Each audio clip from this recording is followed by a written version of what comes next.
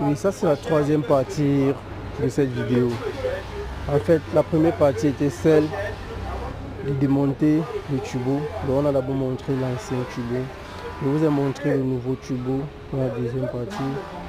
Et en fait, j'ai recommencé une autre partie qui expliquait comment monter les tubos. Donc j'ai d'abord fait la première partie, la deuxième partie. Ici c'est la troisième partie en fait, donc j'ai coupé en morceaux. Je vous explique comment monter les tubos moteur Yaris BKD. Donc vous pouvez le constater là, nous avons notre technicien qui est en train de monter le tubo. Donc pour ceux qui n'ont pas vu le début, vous ferez mieux de vous abonner et d'activer les cloches de notification pour ne pas rater les vidéos et d'entrer dans ma chaîne YouTube. Et là vous aurez l'occasion de regarder toutes les vidéos concernant ce montage et d'autres vidéos aussi.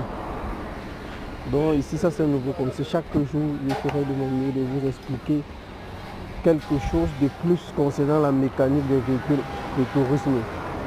Donc comme vous pouvez regarder là, il est en train de monter, il a même presque fini en fait. Donc il monte ça et ensuite on va aller fixer sur le véhicule en fait, sur lequel on a démonté au départ. Vous voyez. Là il fixe il y a les devis de la capsule de dépression, celui qui ouvre le tubo. Tous ceux qui ont besoin de plus d'explications, vous pouvez mettre en commentaire si vous voulez comprendre comment cela fonctionne. Je ferai mieux de vous expliquer, c'est là mon devoir. Donc on constate comment il est en train de serrer la capsule de dépression sur le corps du tubo en fait. Et c'est pas n'importe qui travaille sur le tubo.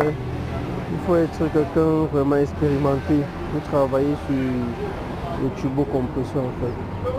Parce que cela demande plus de concentration et d'une maîtrise. Comment caler les pièces parce que le tubo a des points de calage. Vous voyez un peu. Donc c'est un peu ça. Vous voyez là, il est en train de mettre les deux vis qui relient les tuyaux d'huile pour le graissage du tubo. Et là ça prend un joint. Là ça va prendre un joint.